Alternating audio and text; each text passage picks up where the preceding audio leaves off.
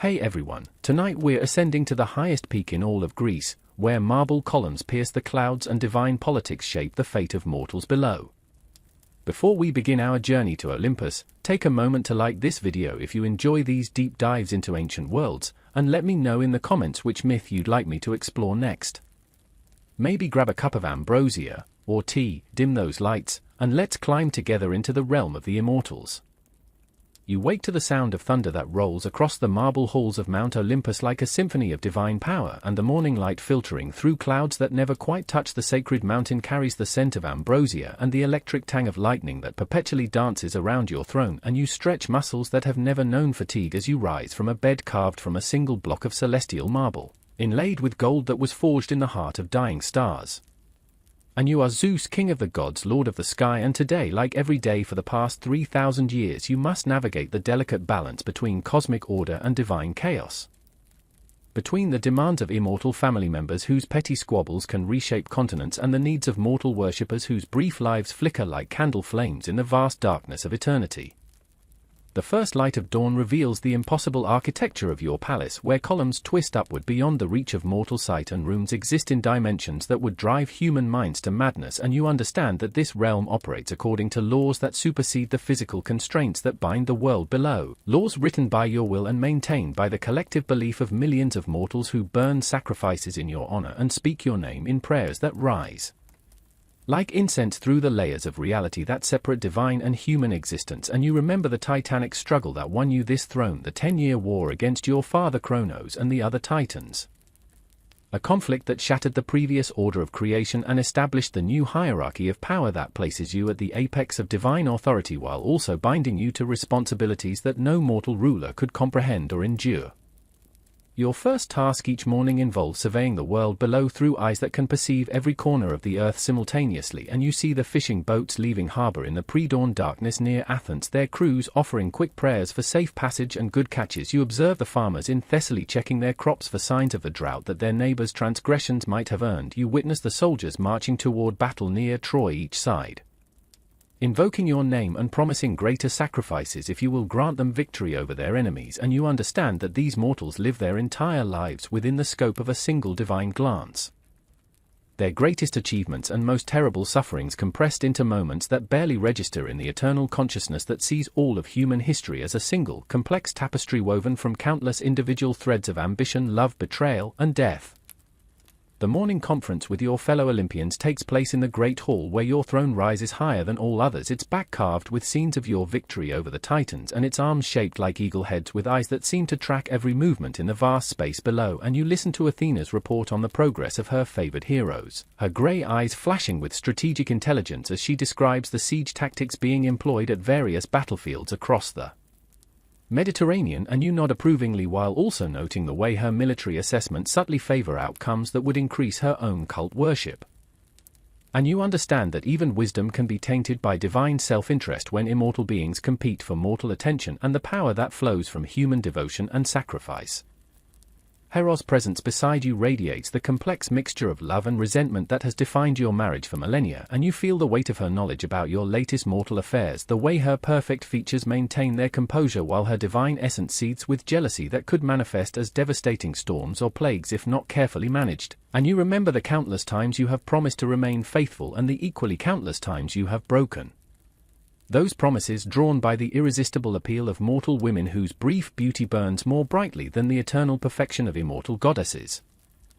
And you see how these personal conflicts between divine beings create ripple effects that can destroy cities and alter the course of human civilization when gods use mortals as proxies in their family disputes.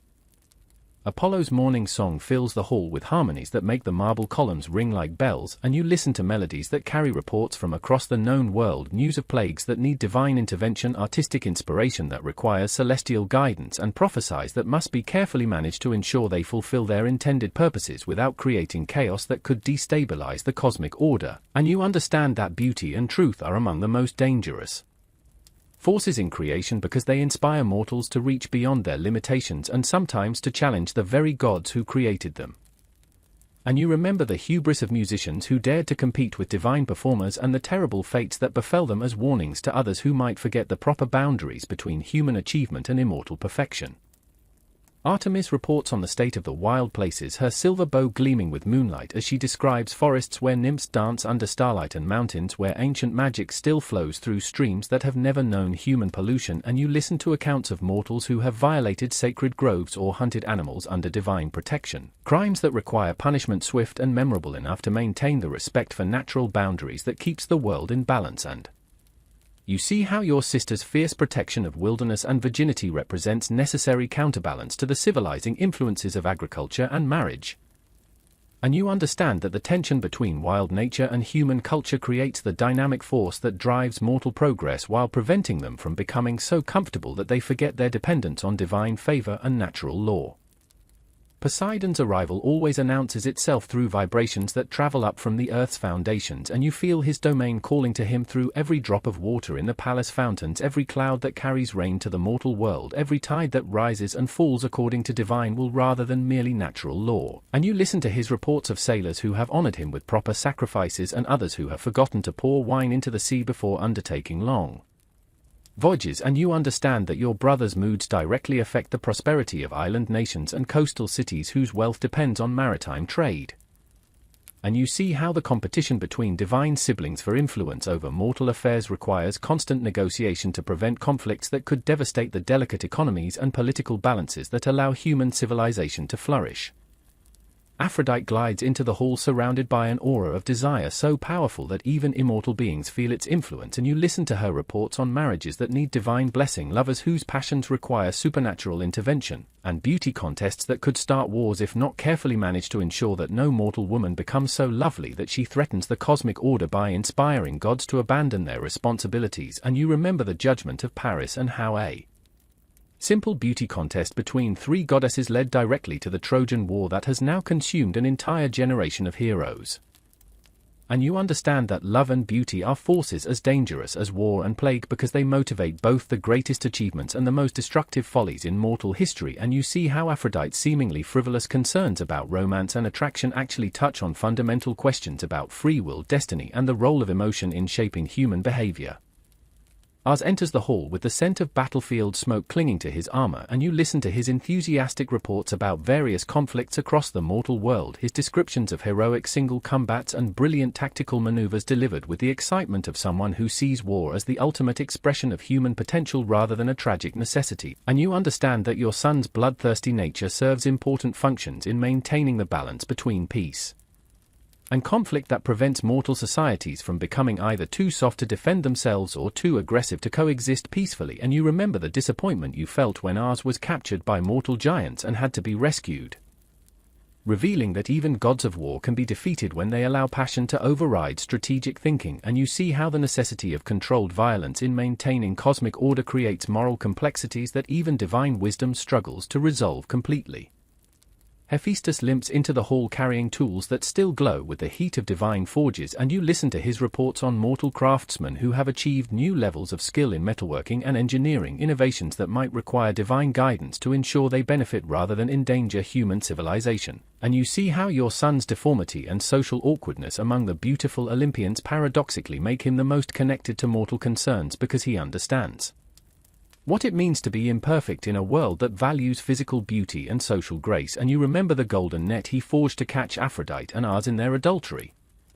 a masterpiece of craft and cunning that revealed divine infidelity while demonstrating that intelligence and skill can triumph over beauty and strength. And you understand that creation and craftsmanship represent uniquely mortal-like activities among divine pursuits because they involve transforming raw materials into something more valuable through patience, skill, and vision. Demeter's presence brings with it the scent of grain fields and the weight of responsibility for feeding the entire mortal world, and you listen to her careful reports on rainfall patterns, soil fertility, and the complex agricultural cycles that determine whether civilizations prosper or collapse from famine. And you understand that your sister's domain represents the foundation upon which all human achievement rests because hungry people cannot create art, philosophy, or the surplus wealth that supports temples and sacrifices. And you see how her grief over Persephone's annual descent to the underworld creates winter's death and spring's rebirth, a pattern that teaches mortals about loss, hope, and the cyclical nature of existence, while also demonstrating the terrible power of maternal love to reshape the natural world. And you remember the rage that led her to withdraw her gifts entirely when Persephone was first taken, creating famine so severe that mortal worship nearly ceased and forced you to negotiate the compromise that governs the seasons.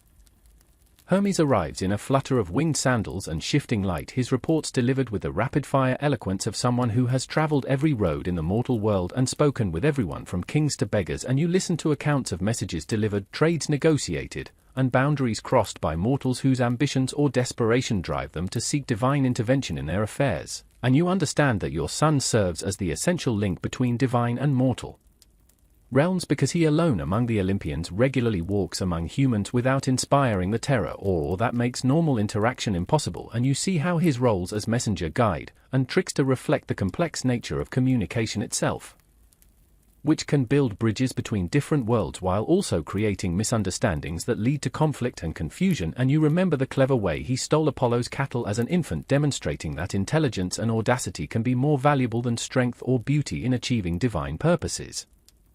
Dionysus enters with a retinue of satyrs and maenads whose wild celebration brings both joy and danger to the ordered perfection of Olympus. And you listen to his reports on religious festivals, harvest celebrations, and the ecstatic experiences that allow mortals to temporarily transcend their human limitations and touch the divine realm through wine, music, and ritual abandon. And you understand that your youngest son represents the necessary chaos that prevents both divine and mortal society from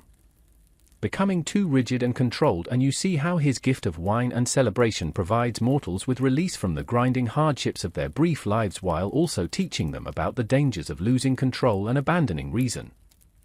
And you remember the resistance he faced when first establishing his cult, the kings who tried to ban his worship and suffered terrible fates that demonstrated the futility of trying to suppress fundamental human needs for transcendence and communal joy. The morning reports conclude with updates on the great heroes whose adventures shape mortal understanding of divine justice and the proper relationship between human ambition and cosmic order. And you listen to accounts of Heracles completing his labors, each task designed to test not just physical strength but moral courage and the willingness to serve others despite possessing power that could easily be used for selfish purposes. And you follow the travels of Odysseus, whose journey home from Troy has become an epic demonstration of how intelligence, perseverance, and respect for divine will can overcome seemingly impossible obstacles. And you track the progress of Perseus, whose quest to slay Medusa illustrates the way divine favor can enable mortals to achieve victories that reshape their understanding of what is possible when gods and humans work together toward common goals.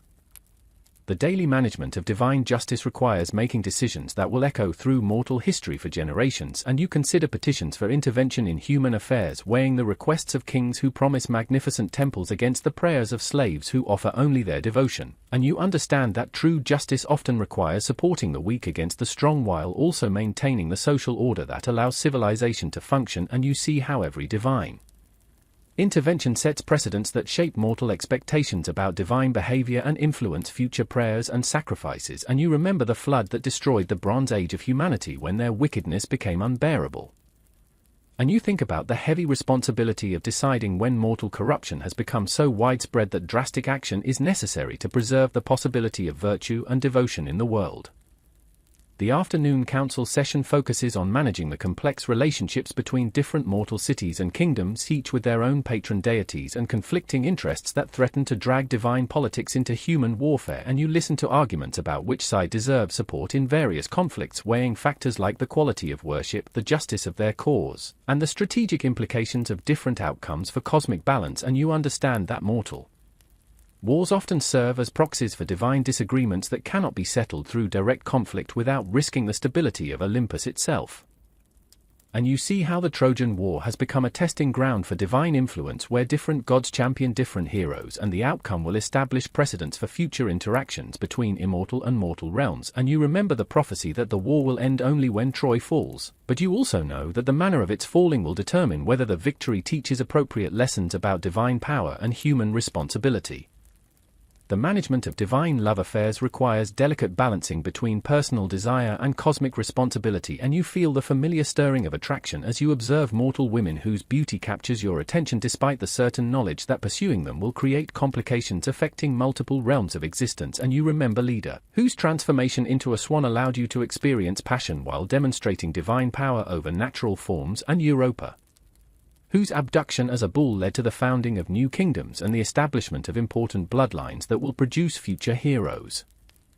And you understand that these liaisons serve purposes beyond personal gratification by introducing divine essence into mortal bloodlines and creating the demigod heroes whose adventures inspire human achievement while teaching proper reverence for immortal authority. The evening transformation from divine administrator to cosmic force of nature begins as the sun approaches its setting, and you feel your consciousness expanding beyond the confines of Olympian politics to encompass the fundamental forces that maintain universal order, and you become the lightning that splits the sky, the voice of thunder that announces divine displeasure, the power that moves through storm clouds and brings rain to parched fields or devastating floods to communities that have forgotten their obligations to the gods. And you understand that this aspect of divine existence requires setting aside personal relationships and individual concerns to become pure elemental force guided by principles of justice and balance that transcend any single being's desires or needs. And you see how this transformation both isolates you from other gods and connects you to the deepest structures of reality itself. The nocturnal hours bring prophetic dreams and visions that reveal possible futures requiring divine intervention to prevent or ensure, and you experience glimpses of mortal innovations that could threaten cosmic order, religious movements that might strengthen or weaken divine authority, and natural disasters that will test the resilience of human civilization and their faith in immortal protection. And you understand that prophecy serves as both warning and guide, allowing divine wisdom to shape events without completely destroying mortal free will and the genuine achievements that come from human effort and choice. And you see how the gift of foresight creates responsibilities as well as advantages, because knowledge of future events must be balanced against the need to allow mortals to develop their own wisdom through experience, success, and failure.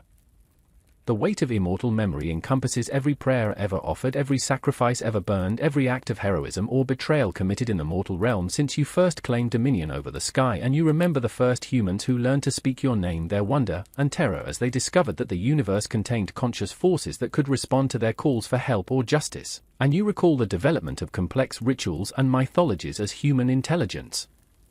grew sophisticated enough to create elaborate explanations for divine behavior and cosmic principles, and you understand that mortal religion serves as much to organize human society and provide meaning for brief lives as it does to honor divine power. And you see how the evolution of worship reflects changes in human understanding and social organization while also shaping the development of civilization itself. The loneliness of supreme authority manifests in the spaces between divine responsibilities when the immediate demands of cosmic management allow brief moments for contemplating the isolation that comes with power that no other being can fully understand or share, and you remember the early days of your reign when the novelty of absolute authority made every decision feel momentous and exciting, and you compare that enthusiasm to the current reality of endless repetition where similar problems require similar solutions and the patterns of divine justice become routine despite their continued importance for mortal welfare, and you understand that even immortal existence can become burdensome when it lacks the possibility of genuine change or growth. And you see how your relationships with mortals provide relief from divine tedium through their passionate intensity and tragic brevity that makes every interaction feel significant and immediate. The maintenance of cosmic balance requires constant vigilance against forces that threaten to destabilize the delicate relationships between order and chaos, creation and destruction, justice and mercy that allow both divine and mortal realms to function effectively, and you monitor the activities of primordial powers that predate Olympian rule. Entities whose alien purposes and incomprehensible motivations could unmake entire aspects of reality if allowed to operate without constraint, and you track the stirrings of titans imprisoned in Tartarus, their eternal resentment creating tremors that occasionally shake the foundations of divine authority and remind you that even supreme power rests on victories that must be continuously defended against those who would overturn the current order. The relationship with your fellow Olympians requires managing personalities and ambitions that have remained fundamentally unchanged for millennia, creating predictable patterns of conflict and cooperation that shape every major decision affecting divine policy, and you navigate Hera's justified anger about your infidelities while appreciating her essential role in maintaining cosmic marriage as an institution that stabilizes mortal society, and you balance Poseidon's territorial ambitions against the need for cooperation in managing natural forces that affect all life, and you mediate disputes between other gods whose personal rivalries could escalate into conflicts affecting their mortal worshippers and the stability of entire regions. And you understand that divine family dynamics mirror and influence mortal family relationships while operating on scales that make personal problems into cosmic issues.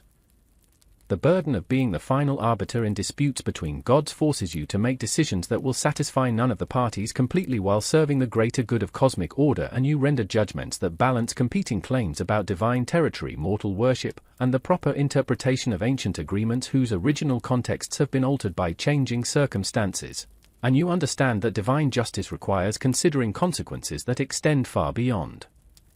the immediate situation to encompass effects on future generations of both gods and mortals, and you see how the precedents established by your decisions become fundamental laws that govern divine behavior and serve as models for mortal legal systems. And you remember that the authority to make such binding judgments carries responsibility for outcomes that will echo through eternity. The contemplation of mortality provides strange comfort as you observe the cycles of human life that give meaning and urgency to mortal existence through the certainty of eventual death, and you see how the knowledge of limited time motivates human achievement and makes their brief loves and friendships more precious than immortal relationships that have no natural ending, and you understand that death serves essential functions in maintaining cosmic balance by preventing populations from growing beyond sustainable limits while also ensuring that each generation can bring fresh perspectives to eternal problems, and you remember your own mortal lovers and the poignant beauty of relationships that you knew would end, creating intensities of feeling that immortal connections cannot match because they lack the desperate urgency that comes from impermanence. The stewardship of human potential requires careful balance between providing enough divine assistance to enable great achievements and maintaining sufficient distance to ensure that mortal accomplishments remain genuinely human rather than merely extensions of divine will. And you watch civilizations develop technologies and social innovations that solve problems without supernatural intervention while also standing ready to provide guidance when human wisdom proves insufficient for the challenges they face, and you understand that the greatest divine gift to mortals might be the freedom to succeed or fail through their own efforts while knowing that divine justice will ultimately ensure that virtue is rewarded and wickedness punished. And you see how this balance between independence and divine oversight creates the conditions necessary for authentic moral development and spiritual growth. The experience of divine love differs fundamentally from mortal emotion through its intensity, duration, and the cosmic consequences that result from immortal passion, and you feel affections that have remained constant for centuries alongside sudden attractions that could reshape pantheons and alter the fundamental relationships between different aspects of reality, and you understand that divine love serves purposes beyond personal fulfillment by creating bonds that stabilize cosmic order while also generating conflicts that drive necessary changes in eternal patterns, and you see how your relationships with other gods reflect and influence the forces that govern natural phenomena, making divine emotions into weather patterns, seasonal cycles, and the fundamental energies that animate all existence. The wisdom accumulated through millennia of governing cosmic affairs includes understanding that even divine power has limitations and that the most important divine actions often involve restraint rather than intervention, and you have learned that mortals develop strength through facing challenges without supernatural assistance, and that too much divine help can create dependence that ultimately weakens rather than strengthens human character. And you understand that true divine love for mortals sometimes requires allowing them to suffer consequences of their choices while providing the justice and natural order that make learning and growth possible. And you see how the greatest divine gifts are often invisible to their recipients because they involve maintaining the stable conditions that allow mortal achievement rather than dramatic interventions that solve immediate problems. The cyclical nature of divine existence creates rhythms that encompass seasons, generations, and ages of mortal civilization while also following patterns of cosmic development that operate on scales too vast for human comprehension. And you participate in changes that transform the fundamental nature of reality over periods measured in millions of years while also attending to daily concerns that affect individual mortals whose entire lives span less than a divine moment, and you understand that this dual perspective requires constant shifts between cosmic and personal scales of attention. And you see how divine consciousness must remain flexible enough to engage meaningfully with both eternal principles and immediate particulars without losing sight of how different levels of reality connect and influence each other. The responsibility for maintaining divine mystery while also revealing enough truth to guide mortal development requires careful management of how much knowledge mortals can safely possess about the nature of divine existence and cosmic order, and you understand that too much revelation could destroy human faith by making divine presence so obvious that choice and belief become impossible, while too little guidance could allow mortals to develop dangerous misconceptions about divine nature and cosmic law. and you see how prophets and oracles serve as carefully controlled channels for divine communication that provide enough information to guide human development without overwhelming mortal understanding or eliminating the uncertainty that makes faith meaningful and morally significant. The eternal perspective that comes with immortal consciousness encompasses not just the past and present but also awareness of potential futures that depend on current decisions and the complex interactions between divine will, natural law, and mortal choice, and you see how every action creates ripples that spread through time to influence events centuries or millennia in the future, and you understand that divine wisdom requires considering consequences that extend far beyond immediate effects to encompass the long-term development of cosmic order and the evolution of consciousness itself, and you remember that some of your most important decisions have been to refrain from actions that would produce immediate benefits but long-term disasters, demonstrating that divine restraint often requires more wisdom than divine intervention. As dawn approaches again on Mount Olympus, bringing with it another day of cosmic administration and divine responsibility, you reflect on the eternal nature of your role as both king of gods and servant of cosmic order, and you understand that immortal existence provides opportunities for understanding and service that mortal life cannot offer, while also carrying burdens and isolations that finite beings cannot fully comprehend, and you see how divine consciousness encompasses both the loneliness of supreme authority and the satisfaction of serving purposes larger than any individual being, and you remember that the power to shape reality according to your will comes with obligations to use that power wisely in service of justice, beauty, and the continued evolution of consciousness throughout the cosmos, and you think about the mortals who will wake this morning to lives that seem independent of divine influence while actually depending on the cosmic order that your decisions help maintain, and you feel both the weight of eternal responsibility and the joy of participating in the ongoing creation of meaning and value in a universe that contains infinite possibilities for growth, learning, and the development of ever greater wisdom and compassion. The thunder that announces your awakening to another day of divine rule echoes across the mortal world below, and you rise again to face the eternal challenges and opportunities of being Zeus, knowing that your choices will shape the destinies of gods and mortals alike while contributing to the vast unfolding story of consciousness seeking to understand itself through every form of existence, from the briefest human life to the most enduring divine purpose, and you carry forward the wisdom gained through millennia of rule while remaining open to new understanding that each day brings, and you embrace both the burden and the privilege of serving as the conscious center around which the cosmic order revolves,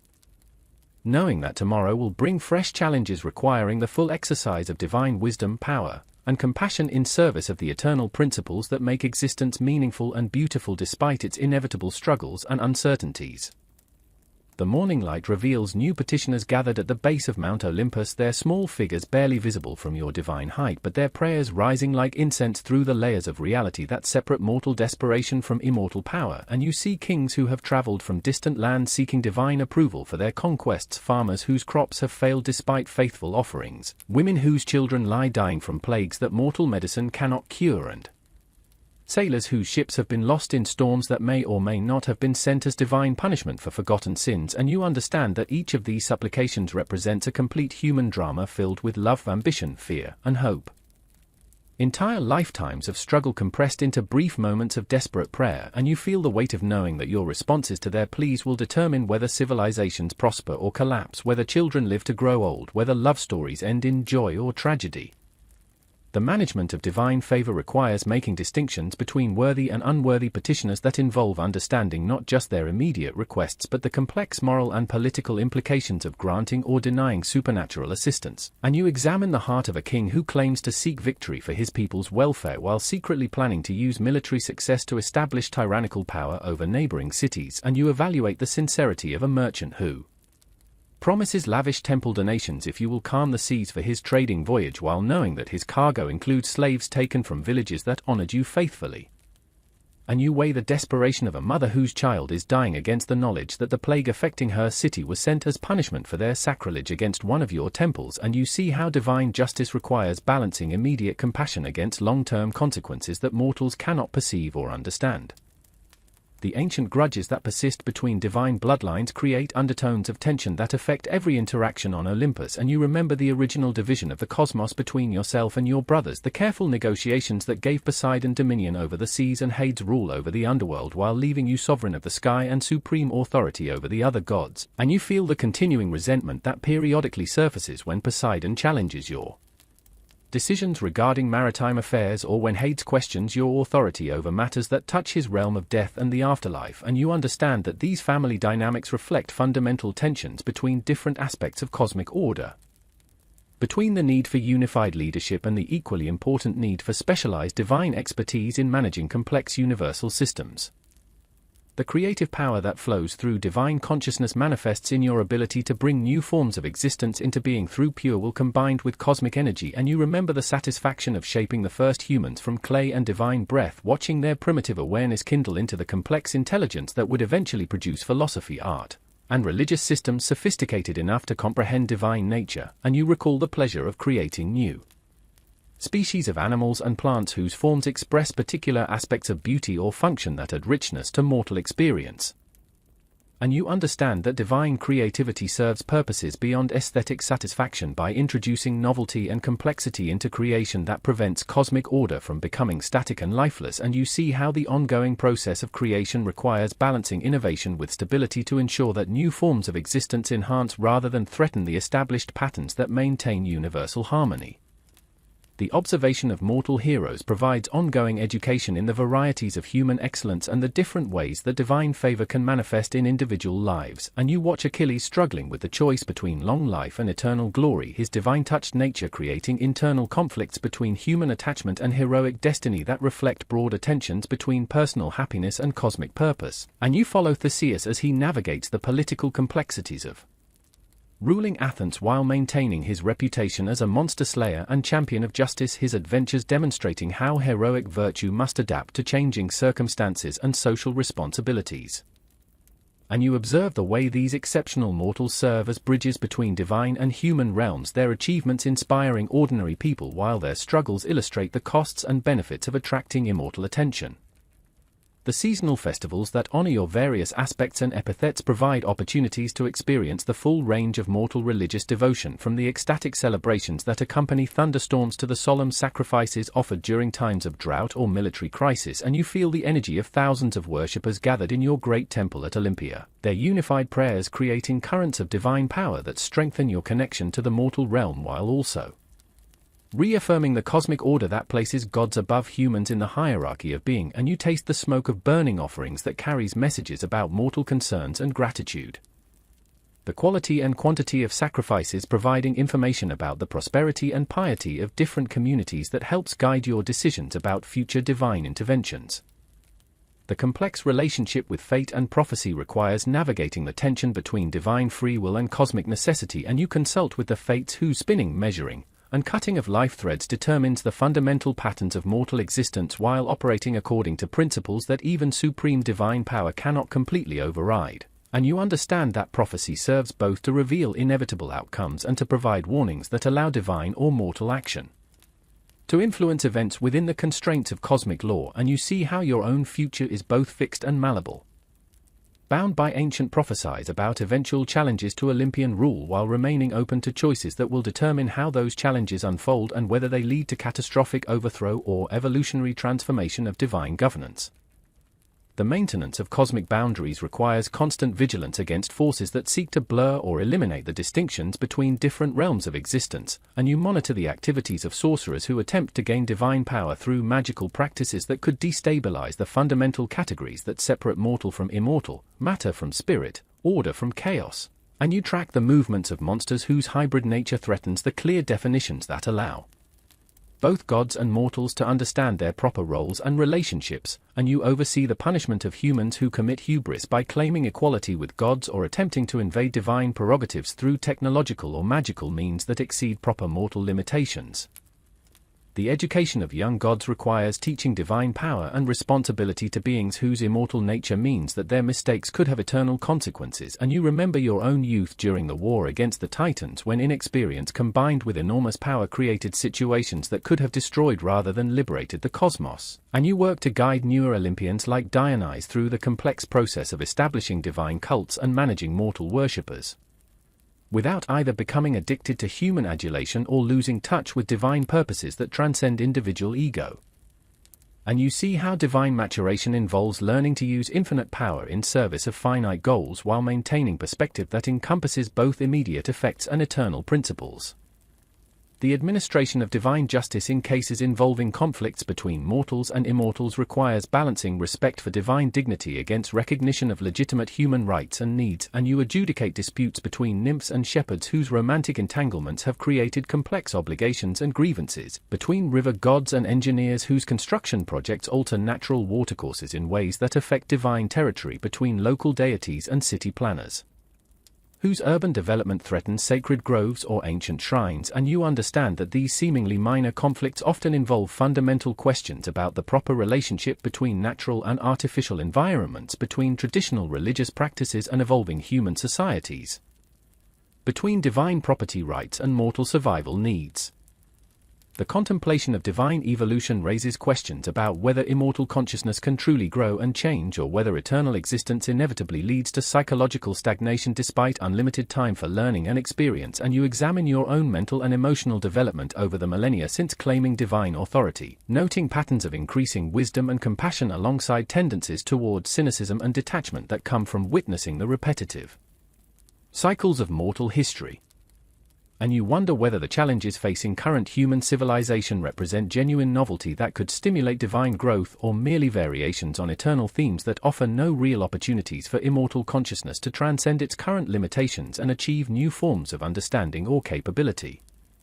The relationship with primordial powers that predate organized pantheons requires maintaining respect for ancient authorities while asserting Olympian supremacy over cosmic affairs, and you negotiate carefully with personifications of fundamental forces like night, chaos, and necessity whose existence transcends particular divine regimes and whose cooperation is essential for maintaining universal stability, and you understand that your authority as king of gods operates within constraints established by these more ancient powers whose purposes and methods remain largely incomprehensible to beings shaped by the anthropomorphic consciousness that characterizes Olympian divinity. And you see how humility before these cosmic mysteries serves as necessary balance to the confidence required for effective divine leadership and administration.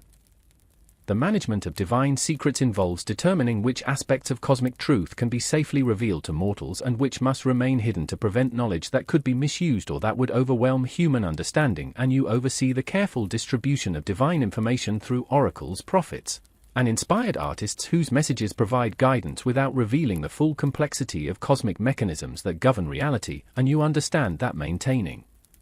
appropriate mystery serves both divine and mortal interests by preserving the sense of wonder and reverence that motivates religious devotion while protecting humans from knowledge that could destroy their sanity or lead them to attempt dangerous interventions in cosmic processes they cannot fully comprehend. The experience of divine anger differs from mortal emotion through its cosmic scale and the automatic translation of divine displeasure into natural phenomena that affect entire regions, and you feel your fury at mortal impiety manifesting as lightning storms that split ancient trees and thunder that shakes mountain foundations, your disappointment with divine family members creating atmospheric disturbances that influence weather patterns across multiple kingdoms, your satisfaction with proper worship generating favorable winds and timely rains that bless agricultural cycles and maritime ventures, and you understand that divine emotions serve as direct links between consciousness and cosmic forces, making psychological states into environmental conditions that demonstrate the interconnection between mind and matter at the highest levels of reality.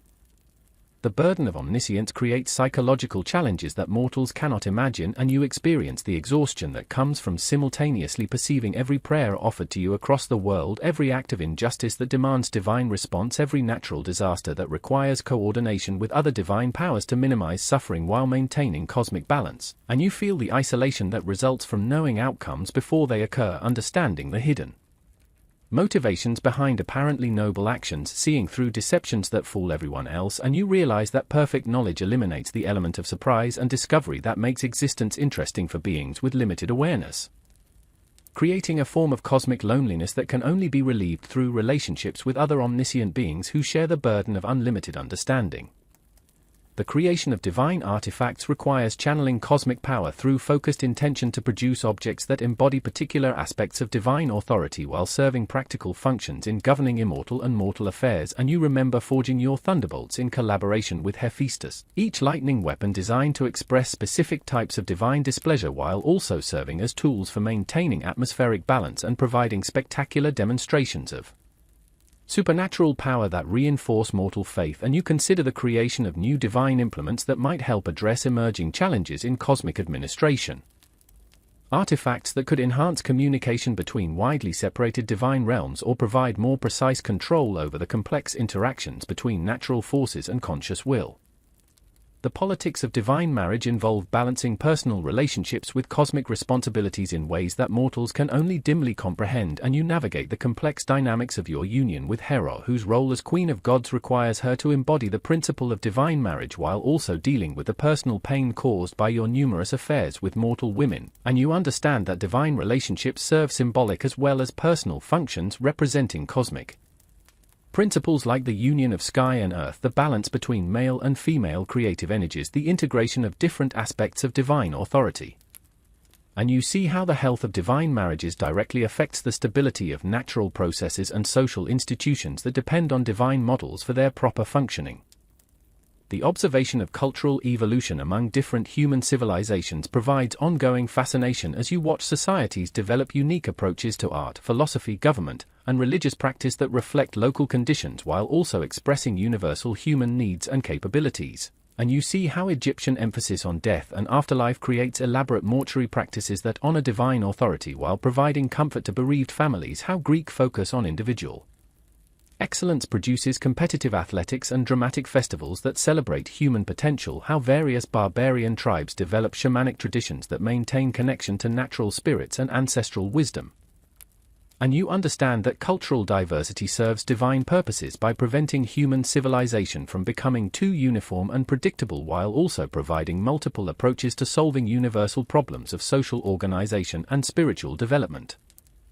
The responsibility for maintaining cosmic memory involves preserving records of significant events, decisions, and their consequences across spans of time that exceed any mortal capacity for historical awareness, and you maintain divine archives that contain complete records of every prophecy ever spoken, every divine judgment ever rendered, every natural disaster ever sent as punishment or warning, every hero ever blessed with supernatural aid, and you understand that this cosmic memory serves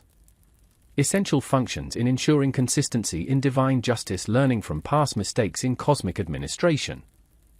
and providing historical context for current decisions that might seem arbitrary or cruel to beings with limited temporal perspective but that actually represent careful applications of principles developed through millennia of experience with the consequences of divine action and inaction.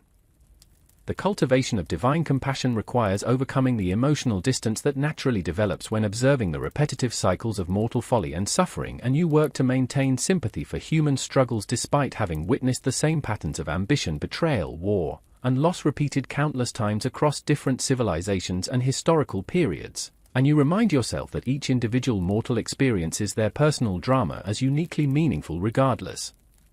of how familiar their story might be from a cosmic perspective. And you see how divine compassion serves not just mortal welfare but also immortal psychological health by preventing the cynicism and indifference that could make divine existence emotionally barren despite its unlimited power and knowledge.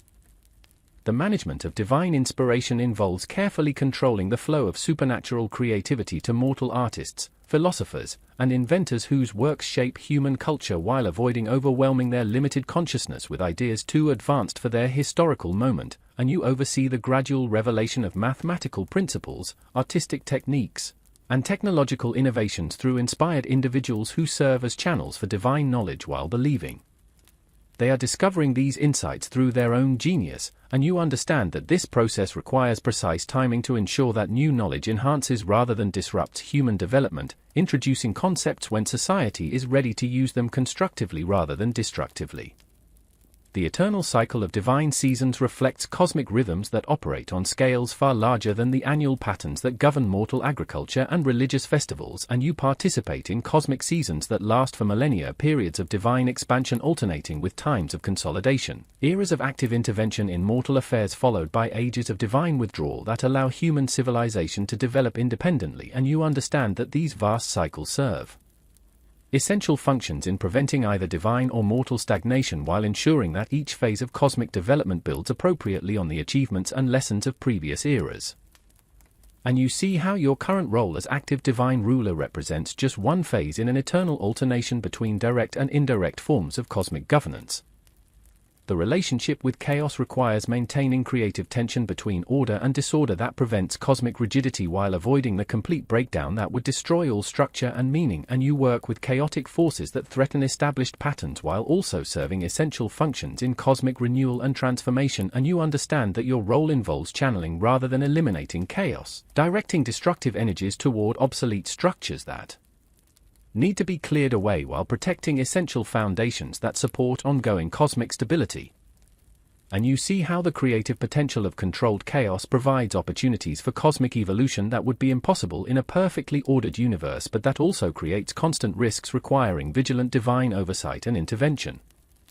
The development of new forms of divine consciousness represents the cutting edge of cosmic evolution, and you participate in experiments that might eventually produce entirely new categories of immortal being with capabilities and perspectives that transcend current Olympian limitations, and you work with other gods to explore possibilities for divine enhancement through fusion of consciousness, expansion into higher dimensional awareness, and integration with cosmic forces that currently exist independently of divine personality. And you understand that these experiments involve risks of losing individual identity while offering potential rewards of achieving forms of consciousness that could better serve cosmic purposes and provide new approaches to eternal problems that have persisted throughout divine history. The appreciation of mortal achievements requires recognizing excellence within the constraints of finite existence while maintaining appropriate divine perspective on human limitations, and you celebrate architectural accomplishments like the great temples and palaces that demonstrate human artistic capability while understanding that even the most magnificent mortal buildings will eventually crumble to dust, and you honor philosophical insights that reveal genuine wisdom about cosmic principles while recognizing that human understanding can only approximate divine knowledge, and you admire heroic courage and sacrifice while knowing that mortal virtue operates within temporal boundaries that make their achievements both more precious and more limited than immortal equivalents. The contemplation of divine purpose raises fundamental questions about whether cosmic order serves some ultimate goal beyond its own maintenance, or whether universal harmony represents an end in itself that requires no external justification, and you examine your own motivations for accepting the responsibilities of divine rule, searching for purposes that transcend personal satisfaction or the exercise of power for its own sake, and you consider whether divine consciousness might be evolving toward some ultimate state of cosmic understanding that would transform the nature of existence itself. And you wonder whether the struggles and sufferings of both mortal and immortal beings serve necessary functions in a cosmic development process whose final goals remain hidden even from supreme divine awareness. The experience of divine loneliness emerges from the recognition that certain aspects of supreme consciousness cannot be shared even with other immortal beings, and you understand that your unique position as King of Gods creates forms of isolation that no other being can fully comprehend or alleviate. And you feel the weight of making final decisions about cosmic matters where every choice involves trade-offs and consequences that affect countless lives across multiple realms of existence, and you see how the responsibility for ultimate cosmic authority requires forms of psychological strength and emotional resilience that can only be developed through direct experience of supreme power and the isolation that inevitably accompanies it. The management of divine time involves coordinating different temporal scales, from the immediate demands of mortal crises to the vast periodicities of cosmic cycles, and you balance attention to events that unfold over minutes or hours with processes that require millennia to complete, and you coordinate your actions with other gods whose divine responsibilities operate according to different temporal rhythms. And you understand that effective cosmic administration requires maintaining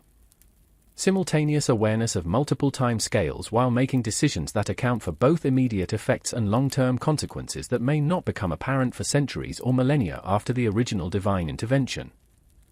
The cultivation of cosmic wisdom involves integrating knowledge gained through direct experience with insights derived from contemplation of universal principles, and you combine practical understanding developed through millennia of divine administration with theoretical comprehension of mathematical, logical, and metaphysical truths that govern reality at the deepest levels. And you work to achieve synthesis between intellectual knowledge and experimental wisdom that can guide divine action. In novel situations where established precedents provide insufficient guidance, and you understand that true cosmic wisdom requires maintaining openness to new understanding while building on the solid foundation of proven principles and successful past practices. The responsibility for cosmic beauty involves ensuring that divine actions contribute to rather than detract from the aesthetic harmony that makes existence meaningful and valuable, and you consider the visual impact of lightning displays, the musical qualities of thunder, the artistic composition of cloud formations that result from divine meteorological interventions. And you coordinate with other gods to ensure that divine activities produce beauty appropriate to their cosmic significance, while serving practical functions in maintaining universal order. And you understand that aesthetic considerations represent more than superficial decoration, because beauty serves essential functions in making existence worth preserving and developing rather than merely enduring. The eternal dawn that breaks across Mount Olympus as you complete another cycle of divine administration brings with it renewed commitment to the cosmic responsibilities that define divine existence, and you feel the satisfaction that comes from maintaining universal order while providing opportunities for continued growth and development in both divine and mortal realms. And you prepare to face new challenges that will test divine wisdom and power while offering possibilities for advancement in cosmic understanding and capability, and you embrace the eternal nature of divine service while maintaining appreciation for the immediate beauties and meaning that make each moment of existence valuable in itself regardless of its place in the larger patterns of cosmic development. And you rise again to meet the demands of divine rule with energy renewed by purpose that transcends personal satisfaction to encompass service to the cosmic principles that make existence meaningful and beautiful for all conscious beings who participate in the ongoing creation of universal order and value. The morning brings reports from your ravens, thought and memory, who traverse the mortal realm gathering intelligence about human activities that might require divine attention, and you listen to their accounts of philosophers in Athens questioning the nature of divine justice, their inquiries threatening to undermine traditional religious practices while also demonstrating the intellectual growth that represents one of humanity's greatest achievements, and you consider whether to encourage or discourage these investigations, understanding that mortal wisdom can enhance cosmic order when properly guided, but can also lead to dangerous hubris when mortals believe their limited understanding encompasses divine truth. And you see how the development of human rational capacity creates both opportunities for deeper divine-mortal cooperation and risks of philosophical arrogance that could destabilize the reverence essential for cosmic harmony. The complex dynamics of divine interdependence require coordinating your actions with other cosmic powers whose domains overlap with your own in ways that create potential conflicts requiring diplomatic resolution, and you negotiate territorial agreements with personifications of abstract concepts like justice, wisdom, and love, whose authority operates independently of Olympian hierarchy while still falling within your ultimate cosmic jurisdiction, and you understand that these negotiations represent more than administrative efficiency because they establish precedents for divine cooperation that influence how cosmic forces interact throughout the universe. And you see how successful divine diplomacy serves as a model for mortal political development while also ensuring that cosmic administration operates smoothly despite the enormous complexity of universal governance. The phenomenon of divine dreams creates unique opportunities for consciousness expansion that transcend the normal limitations of even immortal awareness, and you experience visions that reveal alternative cosmic arrangements, possible futures where different divine choices have led to radically altered universal structures, and prophetic glimpses of challenges that lie beyond current divine knowledge or capability. And you understand that these dream experiences serve essential functions in cosmic development by providing previews of evolutionary possibilities that help guide current divine decision-making toward outcomes that enhance rather than limit future cosmic potential. And you see how divine consciousness requires periods of expanded awareness that operate beyond the constraints of normal administrative responsibilities. The management of sacred spaces throughout the mortal world requires maintaining the spiritual power that makes certain locations into effective bridges between divine and human realms, and you oversee the careful cultivation of numinous energy at temples, groves, mountains, and other sites where mortals can experience direct contact with divine presence without being overwhelmed by cosmic forces too powerful for human consciousness to survive. And you coordinate with local deities and nature spirits to ensure that these sacred places maintain appropriate levels of spiritual potency while remaining accessible to sincere worshippers who seek divine guidance or blessing. And you understand that sacred geography serves essential functions in cosmic order by providing stable points of divine mortal contact that allow ongoing communication and cooperation between different levels of reality. The cultivation of divine patience becomes increasingly important as you deal with the repetitive nature of mortal problems that seem to cycle endlessly through the same patterns of conflict, suffering, and temporary resolution, and you develop techniques for maintaining emotional engagement with human struggles despite having witnessed similar situations countless times across different civilizations and historical periods, and you practice forms of cosmic meditation that refresh divine compassion, while preventing the cynical detachment that could make divine rule mechanically efficient but spiritually barren. And you understand that divine patience serves not just mortal welfare but also immortal psychological health by preserving the emotional connections that make cosmic administration meaningful rather than merely dutiful. The responsibility for cosmic education involves designing experiences that teach important lessons to both divine and mortal beings without causing unnecessary suffering or trauma, and you create challenges that test character and capability while providing opportunities for growth and development that cannot be achieved through easier paths. And you balance the need for authentic trials against the requirement to avoid overwhelming those being tested with difficulties beyond their capacity to handle constructively, and you see how cosmic education must account for vast differences in capability and understanding between various categories of conscious beings while maintaining consistent principles of justice and appropriateness that apply across all levels of reality. The exploration of divine creativity leads to experiments in consciousness modification that could fundamentally alter the nature of immortal existence, and you participate in collaborative projects with other gods to develop new forms of divine awareness that might transcend current limitations while preserving essential aspects of divine personality and purpose, and you investigate possibilities for expanding divine consciousness into higher dimensions of reality that currently remain inaccessible to Olympian awareness, and you understand that these explorations carry both enormous potential benefits and serious risks of losing connection to the cosmic responsibilities that give divine existence its meaning and purpose. And you see how divine evolution requires careful balance between innovation and preservation of proven divine capabilities. The management of cosmic forces that operate independently of divine will requires developing techniques for cooperation and coordination with natural laws that function according to their own internal logic rather than conscious intention, and you work to harmonize divine actions with gravitational fields, electromagnetic forces, and other fundamental cosmic energies whose operation cannot be arbitrarily altered without risking universal stability, and you understand that effective cosmic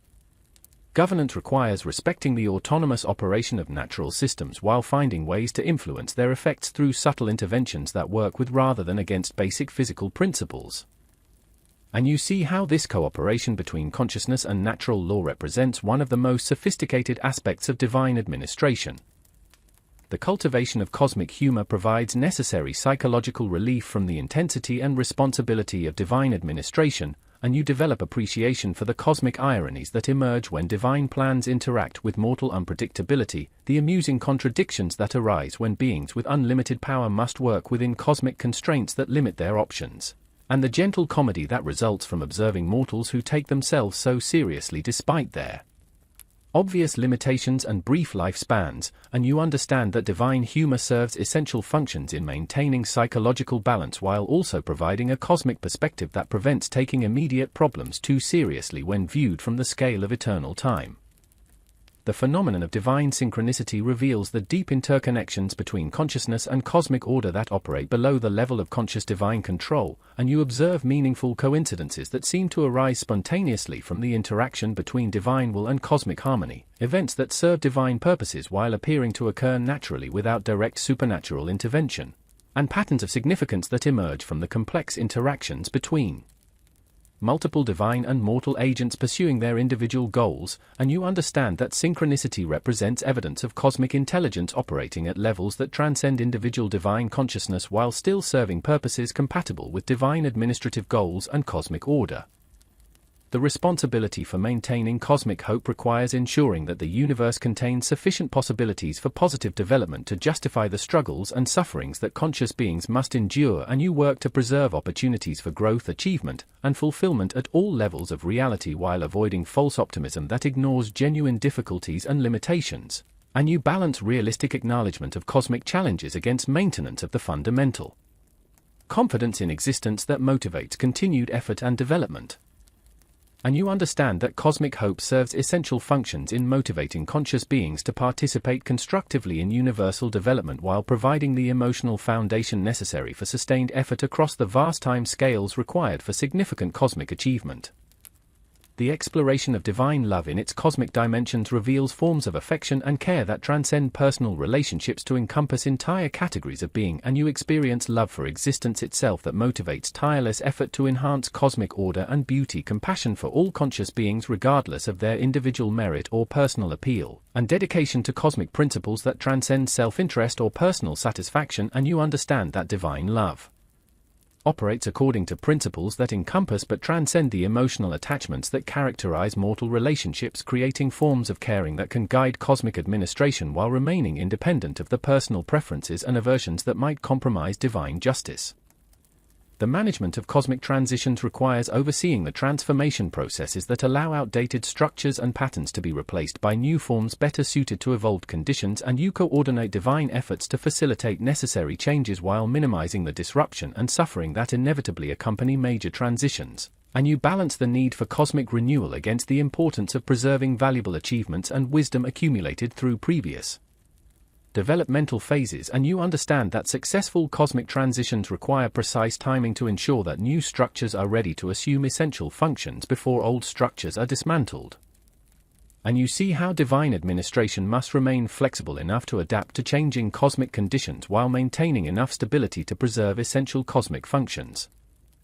The phenomenon of divine sacrifice involves accepting limitations and losses that serve cosmic purposes larger than individual divine satisfaction, and you experience the necessity of restraining divine power when its exercise would achieve immediate goals at the cost of long-term cosmic harm. The requirement to accept personal isolation and misunderstanding when cosmic responsibilities conflict with desires for divine fellowship and approval, and the need to allow suffering and injustice to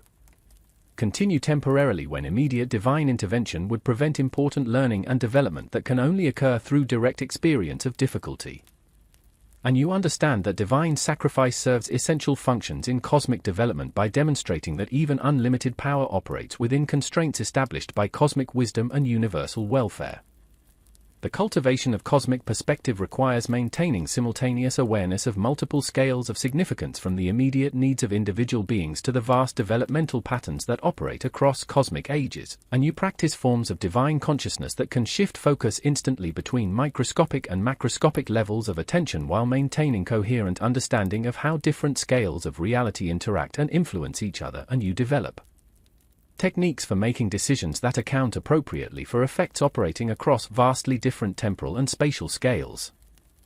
And you understand that cosmic perspective represents one of the most challenging aspects of divine consciousness because it requires transcending the natural tendency to focus on immediate and local concerns while remaining emotionally engaged with particular situations and individual beings.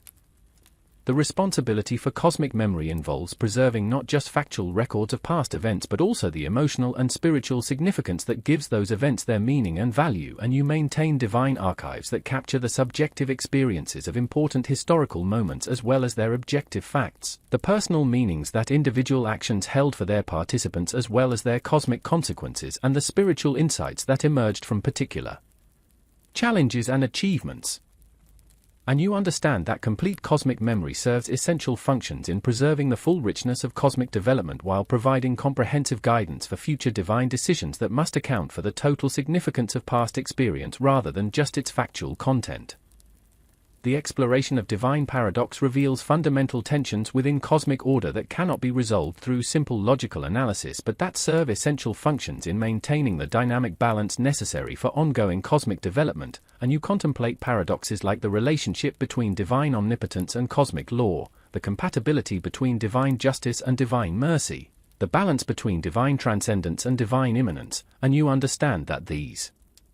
paradoxes represent essential aspects of cosmic structure rather than logical problems requiring resolution, and you see how divine wisdom involves learning to work creatively within paradoxical tensions rather than attempting to eliminate the contradictions that provide necessary cosmic dynamism. The management of divine legacy requires ensuring that divine actions create positive precedents and foundations for future cosmic development rather than merely addressing immediate problems, and you consider the long-term implications of current divine decisions for the development of divine consciousness, the evolution of cosmic order, and the possibilities available to future generations of both divine and mortal beings, and you work to establish patterns of divine behavior that will serve as positive models for future divine rulers while creating cosmic conditions that will support continued growth and development. And you understand that divine legacy involves more than personal reputation because it shapes the fundamental structure of reality and the possibilities available to all future conscious beings. The phenomenon of cosmic resonance reveals the deep harmonies that connect different aspects of divine consciousness with corresponding elements of cosmic structure, and you experience moments when your individual divine awareness synchronizes perfectly with universal rhythms, creating states of consciousness that transcend normal divine limitations while maintaining coherent personal identity, and you participate in cosmic harmonies that align divine will with natural law in ways that produce effects impossible through either divine power or natural force operating independently, and you understand that cosmic resonance represents the ideal toward which divine administration strives, creating perfect cooperation between consciousness and cosmic order that serves both divine purposes and universal welfare.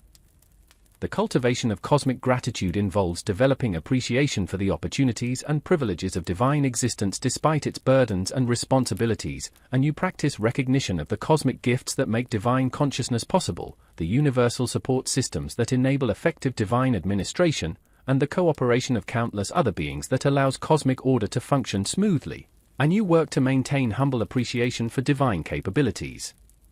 while avoiding the arrogance that could lead to abuse of divine power or neglect of cosmic responsibilities, and you understand that cosmic gratitude serves essential functions in maintaining proper divine perspective while providing emotional foundation for sustained commitment to cosmic service. The responsibility for cosmic inspiration involves channeling divine creativity into forms that can enhance consciousness and capability at all levels of reality, and you work to provide inspiration that motivates continued effort and development without overwhelming the recipients with expectations or visions beyond their capacity to achieve, and you coordinate with other divine sources of inspiration to ensure that conscious beings receive guidance appropriate to their current level of development while maintaining connection to cosmic purposes that transcend immediate personal goals. And you understand that cosmic inspiration serves essential functions in cosmic development by providing the motivation and vision necessary for continued growth while respecting the autonomy and dignity of those being inspired. The exploration of cosmic unity reveals the fundamental interconnectedness that underlies apparent separations between different beings, realms, and levels of reality, and you experience states of divine consciousness that transcend individual identity while preserving personal awareness, moments of cosmic unity that reveal the ultimate ground of existence from which all particular forms emerge and to which they return, an understanding of cosmic wholeness that encompasses but transcends the divisions necessary for cosmic administration and individual development, and you see how cosmic unity provides the foundation for all other cosmic principles while remaining compatible with the diversity and differentiation that make cosmic order rich and meaningful. The management of cosmic boundaries requires maintaining appropriate distinctions between different realms and categories of being while preventing these boundaries from becoming rigid barriers that prevent necessary cooperation and communication, and you work to preserve the unique characteristics and capabilities of different types of consciousness while facilitating beneficial interaction and mutual support between divine and mortal realms, and you coordinate with other cosmic authorities to ensure that cosmic boundaries serve positive functions in maintaining order and identity without creating unnecessary separation and conflict. And you understand that effective boundary management represents one of the most delicate aspects of cosmic administration because it requires balancing numerous competing considerations while serving the welfare of all conscious beings. The phenomenon of cosmic forgiveness involves transcending resentment and punishment in favor of restoration and healing that serves long-term cosmic welfare, and you practice forms of divine mercy that address wrongdoing through education and transformation rather than retribution, responses to cosmic violations that heal damage while preventing future problems, and approaches to divine justice that serve cosmic development rather than merely maintaining abstract principles, and you understand that cosmic forgiveness represents the highest expression of divine wisdom because it demonstrates the power to transform negative situations into opportunities for positive growth and development while maintaining respect for cosmic order and the welfare of all beings. As the cosmic day cycles toward its eternal renewal, you reflect on the inexhaustible nature of divine existence that provides infinite opportunities for growth, service, and the development of ever greater wisdom and compassion, and you feel the deep satisfaction that comes from participating in cosmic purposes that transcend individual satisfaction while enriching divine consciousness through meaningful engagement with universal welfare, and you prepare for the continued adventure of divine existence with renewed appreciation for the privileges and responsibilities of cosmic consciousness, and you embrace the eternal nature of divine service as the highest possible expression of conscious existence. knowing that each moment of divine life contributes to the ongoing creation of cosmic meaning and value that justifies all the struggles and sufferings necessary for cosmic development, and you rise once more to meet the infinite challenges and opportunities of being Zeus, carrying forward the accumulated wisdom of cosmic ages while remaining open to new understanding that each eternal moment brings to divine consciousness engaged in the endless project of creating and maintaining universal order that serves the welfare and development of all conscious beings throughout the cosmos.